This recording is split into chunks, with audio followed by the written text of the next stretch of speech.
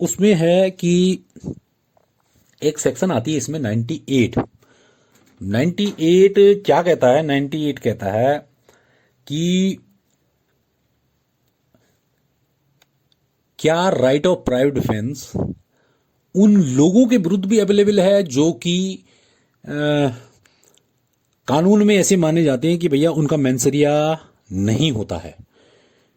वो मेंसरिया बनाने में अक्षम लोग होते हैं। अक्षम माने उनके पास कैपेबिलिटी नहीं होती कि वो मेंसरिया बना पाए। तो क्या आप उनके ऊपर भी अपना राइट ऑफ प्राइवेट डिफेंस इस्तेमाल कर सकते हैं अगर वो आपके ऊपर अटैक कर दें? सपोज कोई अनसाउंडनेस ऑफ माइंड का है, तो अनसाउंडनेस ऑफ माइंड का तो आपने देखा ही है कि अनसाउंडनेस ऑफ माइंड का जो व्यक्ति होता है उसका मेंसरिया नहीं माना जाता है कि भैया उसका कोई मेंसरिया होगा ही नहीं, क्योंकि माइंड ही नहीं है तो मेंसरिया कहां से आ जाएगा। ठीक हो गया। और इंटॉक्सिकेटेड व्यक्ति है कोई किसी व्यक्ति ने नशा किया हुआ है या उसका भी मेंसरिया नहीं माना जाता है, वो भी अक्षम होता है। और ये कहीं हम यूथ एज वाला यानी कि इंसेनिटी बच्चा वाला छोटे बच्चे, उनका भी मानसिक मेंसरिया नहीं होता है। या want of maturity of understanding, उनसे बड़ा जो सेक्शन आपने पढ़ा था 83, जिसमें था कि 7 से 12 तक की अवस्था के बच्चे जिनको समझ नहीं होती है कि वो क्या कर रहे हैं, वो सही कर रहे हैं या गलत कर रहे हैं, इस तरह की जिसको और उसको अपनी कार्य की प्रकृति और परिणामों के बारे में कुछ पता नहीं होता है, तो ऐसे व्यक्ति का भी एक प्रकार से कानून में क्या होता है, मेंसरिया नहीं माना जाता है। ठीक है। या कोई व्यक्ति मिसकंसेप्शन ऑफ फैक्ट पर काम कर रहा है, मिसकंसेप्शन ऑफ फैक्ट पर माने तथ्यों की उसको सही समझ नहीं हो पा रही है और वो क्या कर रहा है, तथ्यों की भूल के कारण कोई काम कर रहा है। तो इस तरह की अगर कोई लोग हैं, अब ये आपके ऊपर अटैक कर देते हैं, अनसाउंडनेस ऑफ माइंड का, इंटॉक्सिकेटेड, या कोई बच्चा, या कोई want of maturity of understanding वाला व्यक्ति, अगर ये इस तरह के लोग या भ्रम में कोई भूल में कोई तथ्यों की भूल के कारण आपके ऊपर कोई अटैक कर देता, तो क्या ऐसी सूरत में आपको राइट ऑफ प्राइवेट डिफेंस का अवेलेबल होगा इन लोगों के अगेंस्ट अधिकार? ये एक सवाल होता है ना कि पागल है, पागल के ऊपर क्या आपके ऊपर पागल ने अटैक किया, तो जब पागल ने आपके ऊपर अटैक किया तो कानून में यह माना जाएगा कि पागल का तो आपके ऊपर अटैक करने के लिए कोई दोष नहीं माना जाएगा। लेकिन क्या आप अपना राइट ऑफ प्राइवेट डिफेंस जो आपको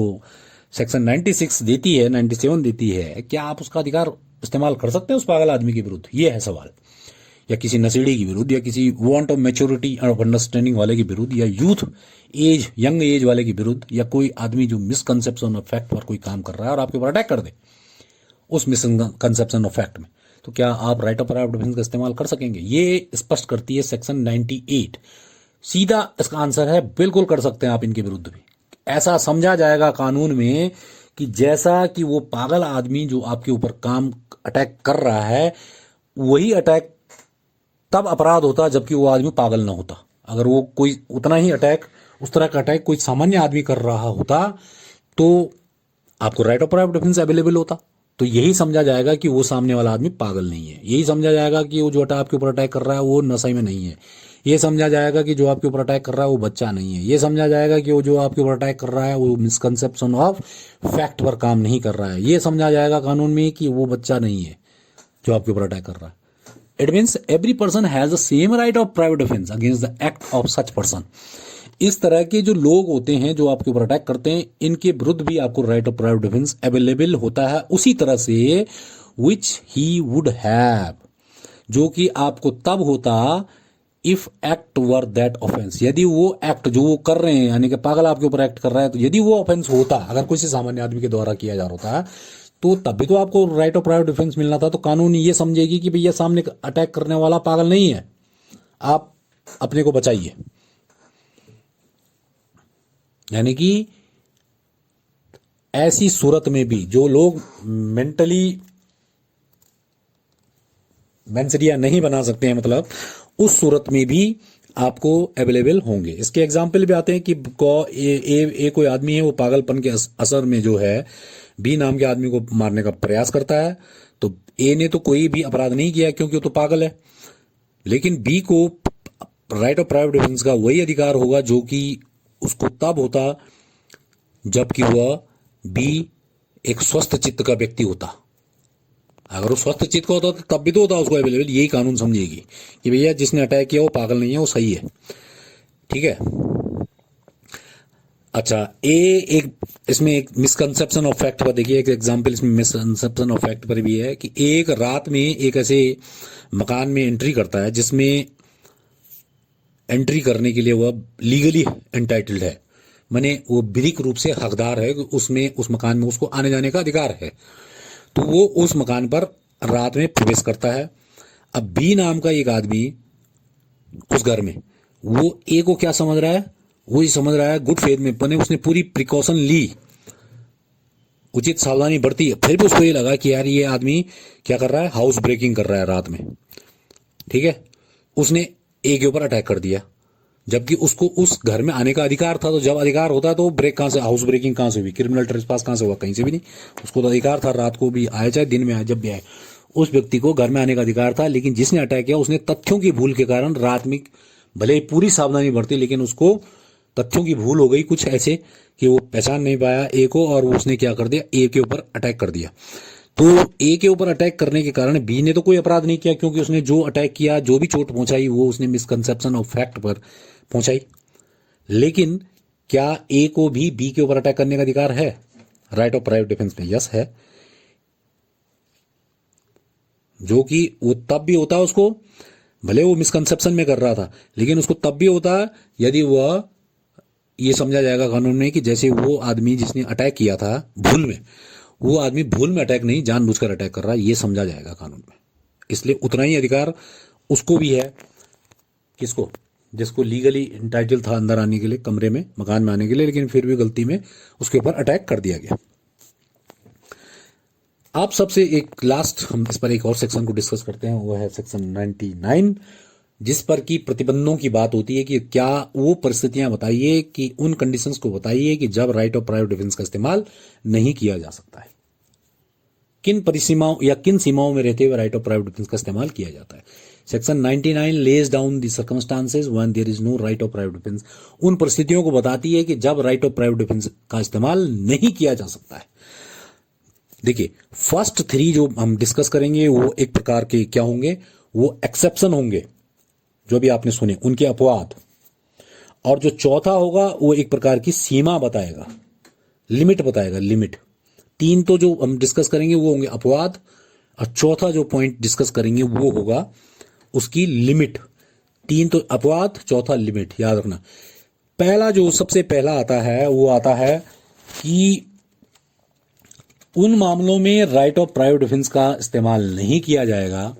उन केसेस में राइट ऑफ प्राइवेट डिफेंस का इस्तेमाल का अधिकार नहीं होगा जहां की कोई भी कार्य,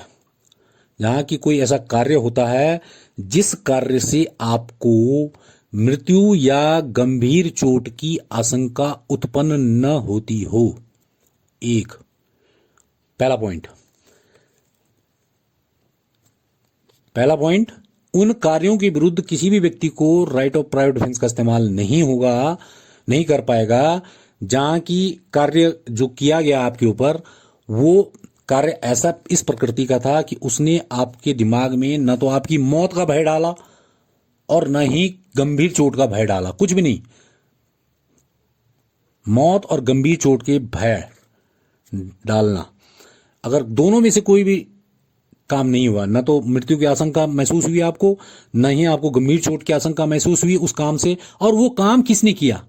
एरो देखिए, यदि वह काम किसी पब्लिक सर्वेंट ने किया हो और सद्भावना पूर्वक किया हो, गुड फेथ में, यानी कि with proper care and caution, और कब किया हो, जबकि वह अपने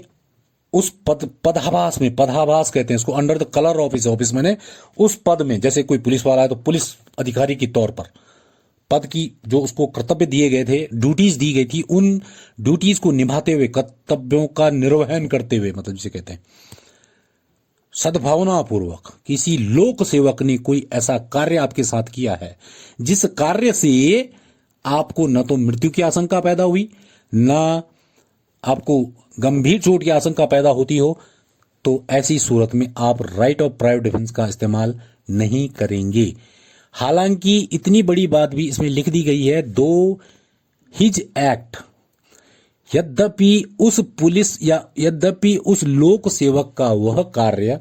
कानूनी रूप से पूर्णतः न्याय संगत भी नहीं रहा हो, तब भी नहीं कर सकते आप। दो his act may not be strictly justified in law, strictly नहीं था एकदम, माने यद्यपि उसका उस लोक सेवा का वह कार्य पूर्ण रूप से न्याय संगत न भी रहा हो। कहने का मतलब है कि सबसे पहली ग्राउंड यही है कि राइट ऑफ प्राइवेट डिफेंस नहीं मिलेगा। देखिए जैसे मानो सपोज कीजिए आप के घर पुलिस आई, वारंट लेके आई, कुछ भी लेके आई या किसी की शिकायत पर आई आपको अरेस्ट करने के लिए, और सीधा under the colour of office उसने गुड फेथ में मैंने कि प्रॉपर केयर एंड कॉशन अपनाई, और उसने देखा कि जिस आदमी के खिलाफ शिकायत है ये वही आदमी है, उसने पकड़कर आपको खींचा तेजी से निकालने, घर से बाहर निकालने के लिए, और इससे आप क्या हो गए, गुस्सा हो गए, आपको लगा आपकी बेइज्जती हो गई और आपने उसके ऊपर हाथ चला दिया, और बाद में आपने डिफेंस ले लिया कि सर मैं तो अपनी राइट ऑफ प्राइवेट डिफेंस कर रहा था, ये मुझे आदमी घसीट कर ले जा रहा था तो मैंने भी इसके ऊपर आक्रमण कर दिया। नहीं, ये पब्लिक सर्वेंट है जो कि अपनी कलर ऑफ हिज ऑफिस में काम कर रहा है, पदाभास में काम कर रहा है, गुड फेथ में काम कर रहा है,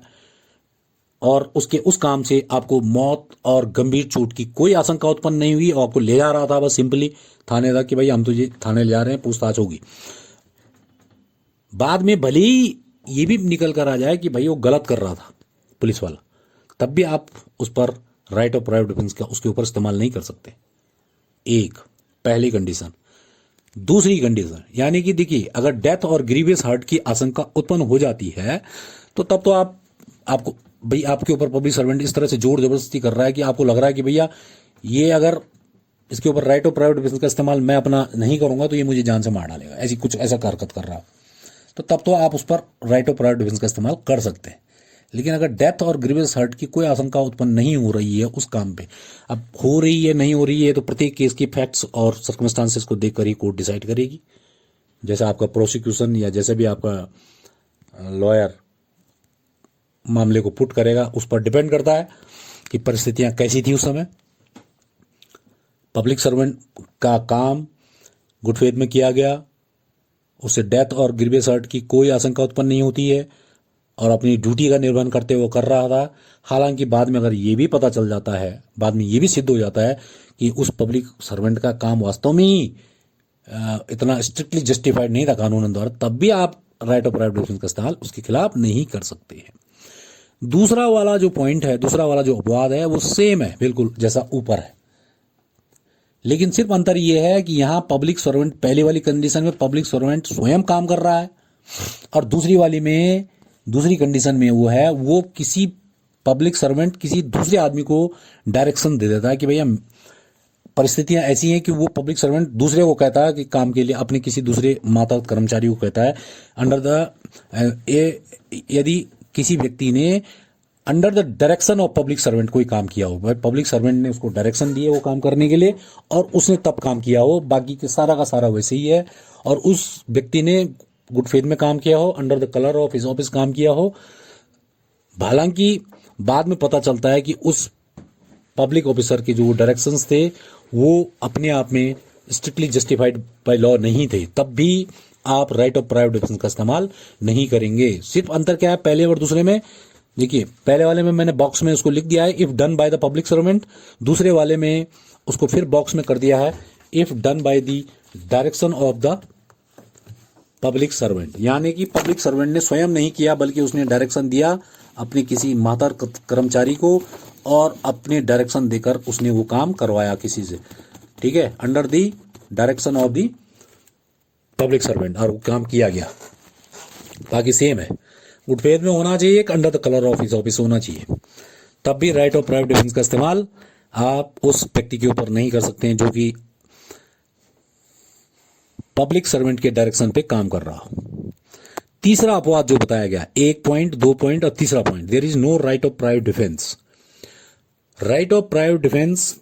वहां भी उपलब्ध नहीं होगा जहां की आपके पास समय है कि आप पब्लिक अथॉरिटी से मदद ले सकते हैं।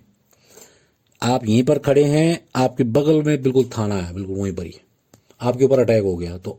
वहां पर नहीं माना जाएगा कि आप अपना राइट ऑफ प्राइवेट डिफेंस कीजिए। वहां पर तो आपके सामने ही थाना है, तो आप वहीं पर ही और मदद लीजिए उनकी। In case in which there is time to have recourse. कई बार ऐसी परिस्थितियां होती है ना, देखिए कुछ लोगों ने धमकी दी कि भाई हम कल तेरे घर पर आकर तेरी संपत्ति पर कब्जा करेंगे और इतने लोग आएंगे और इतना, अगर तुमने बीच बचाव किया तुमने, तो हम तुम्हें जान से मार देंगे, ये कर देंगे, वो कर देंगे, जो भी धमकी दी। आज आपको धमकी दी गई और कल का समय दिया गया, और आप क्या हैं, बजाय थाने में जाने के, बजाय पब्लिक अथॉरिटी की मदद लेने के, आपने भी 20 आदमी इकट्ठे कर लिया हथियार लेके, और दोनों का खूनी संघर्ष हुआ और जान चली गई, और आपने कह दिया जी हम तो अपनी संपत्ति की रक्षा कर रहे थे,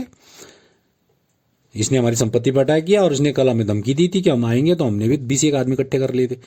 तो राइट ऑफ प्राइवेट डिफेंस ऐसी सूरत में नहीं मिलेगा। कहने का मतलब है उन परिस्थितियों में राइट ऑफ प्राइवेट डिफेंस का इस्तेमाल नहीं किया जा सकता जबकि व्यक्ति के पास समय था कि वह लोक सेवकों से या लोक प्राधिकारी से क्या कर सकता था, मदद ले सकता था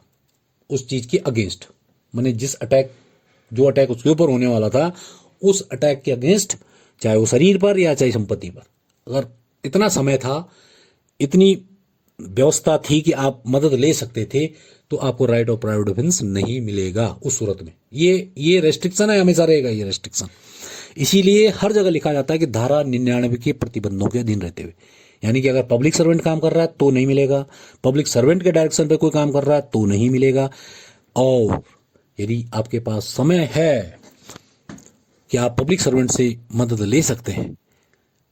तो आपको भी राइट ऑफ प्राइवेट डिफेंस उस सूरत में भी नहीं मिलेगा। तो ये 3 तरह के तो अपवाद हो गए। अब चौथी तरह की जो मैं सीमा की बात कर रहा हूं, लिमिट की बात कर रहे हैं हम, वो चौथी तरह की जो लिमिट है, वो ये लिमिट ये है कि जो राइट ऑफ प्राइवेट डिफेंस होता है डी कैटेगरी का, ये किसी भी सूरत में वहां तक विस्तारित नहीं होता है कि आप देखिए, आपके ऊपर जिस कैटेगरी का, जितनी लिमिट का किसी ने आपके ऊपर अटैक किया है, माने अगर कोई सपोज सोचिए आपके ऊपर कोई आदमी निहत्ता माने अटैक करता है, निहत्ता, उसके पास कोई हथियार नहीं है, और उसने धनाधन आप पर मुक्के थप्पड़ मारने शुरू किए, तो आप भी मुक्के थप्पड़ मारिए उसे। ये नहीं है कि आपने तुरंत, उसने मुक्के थप्पड़ मारे और आपने इतना बड़ा पत्थर उठाकर उसका सिर फोड़ दिया, या आपने सीधा बंदूक निकाली और गोली मार दी उस पर। ये नहीं, कहने का मतलब है in no case right of private defence extends to the inflicting of more harm. उस क्षति से ज्यादा आप क्षति नहीं कर सकते जितनी क्षति उस आक्रमण को रोकने के लिए आवश्यक है। बस जितनी कैटेगरी की, आपको 1 थप्पड़ मारा तो आप ज्यादा 2 थप्पड़ मार दो, आप पर 4 थप्पड़ मारे तो आप ज्यादा पकड़ कर उसको पीट दो, ढंग से 5-7 थप्पड़ मार दो ढंग से, मतलब उसको उसके ऊपर अटैक कर दो, बराबर न्यूट्रलाइज कर दो उसके डिफेंस, उसके ऑफेंस को अपने आवश्यक डिफेंस से उसको न्यूट्रलाइज कर दो। इतनी की आवश्यकता है, जितनी की आवश्यकता है। जिस पोजीशन में वो है उस पोजीशन में आपको भी रहना है। आपके ऊपर वो नियत हथियार अटैक कर रहा है, आपने हथियार मार दिया, उसमें हथियार से घायल कर दिया, ये नहीं है। यहां पर राइट ऑफ प्राइवेट डिफेंस किसी भी सूरत में इस सीमा से बाहर नहीं जाता है। आपके ऊपर अटैक हुआ, आपने नियत्ते तो उस पर पूरा घायल कर दिया, उसको नियत्ता ही उसको लिटा दिया, वो जमीन पर लेट गया, ठीक है, वो ऐसी स्थिति में आ गया कि वो जमीन पर लेट गया और उसने अपने आप को असमर्थ, पस्त हो गया और वो असमर्थ हो गया। अब आप उठे, आपके ऊपर थोड़ा ताकत ज्यादा है, आप उठे, आप बगल में गए थोड़ी दूरी पर और एक पत्थर ले आया बड़ा सा, उठा के और उसके सिर पे पटक दिया कि हम तो राइट ऑफ प्राइवेट डिफेंस ले लेंगे। ऐसा नहीं है। देखिए, जब आपके ऊपर अटैक करने के बाद आपने उसको घायल कर दिया था, छोड़ दिया था, इस स्थिति में पहुंचा दिया था कि आपके ऊपर अब अटैक की कोई गुंजाइश नहीं थी, तो कानून आपको एक्स्ट्रा करने की तो परमिशन देगा ही नहीं ना। उसके बाद आप उसको जबरदस्ती वो करें। देखिए, आपके ऊपर अटैक हो रहा है, वो अटैक करके भाग गया और आप उसको पीछा कर रहे हैं उसको घायल करने के लिए, ये थोड़ी है। फिर ये तो यहाँ तो आपको कानून की मदद लेनी चाहिए। फिर आपके पास समय है, आपको इमीडिएट और इमरजेंसी अटैक को रोकने के लिए ही सिर्फ ये पावर दी गई है राइट ऑफ प्राइवेट डिफेंस की। ठीक है, तो कहने का मतलब है चौथा जो प्रतिबंध है वो एक प्रकार की सीमा है, लिमिट है। उस लिमिट में यह बताया गया है कि किसी भी आक्रमण को रोकने के लिए सिर्फ उतनी ही क्षति आक्रमणकारी को पहुंचाई जाए जितनी की उस आक्रमण को रोकने के लिए जरूरी है, उससे ऊपर और उससे अधिक नहीं, जितनी की जरूरत है। In no case this right of prior defence extend to the inflicting, मने कारित करना किसी के ऊपर, मोर हार्म, अधिक हार्म नहीं करेंगे आप, then it is necessary to inflict for the purpose of defence, जितनी की सुरक्षा अपने बचाव के लिए आवश्यक है आप उतनी ही क्षति दूसरे को देंगे, उससे अधिक नहीं, जितनी आपके बचाव के लिए आवश्यक है बस। तो ये तीन थे अपवाद, चौथा है सीमा। 99 इज वेरी इंपॉर्टेंट सेक्शन, ठीक है। तो ये रेस्ट्रिक्शंस भी इसमें हो गए। 96 पर जनरल रूल, उसमें हमने इंट्रोडक्टरी डिस्कस किया। 97 पर काइंड्स पढ़े, दो प्रकार के होते हैं, उसमें ऑफेंसेस अगेंस्ट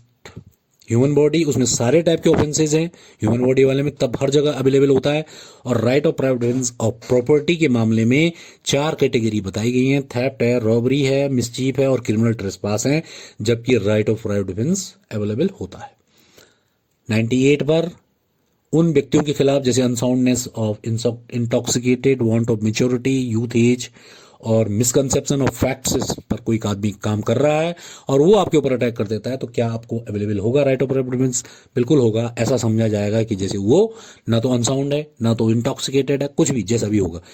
जैसे कि वो व्यक्ति क्या है,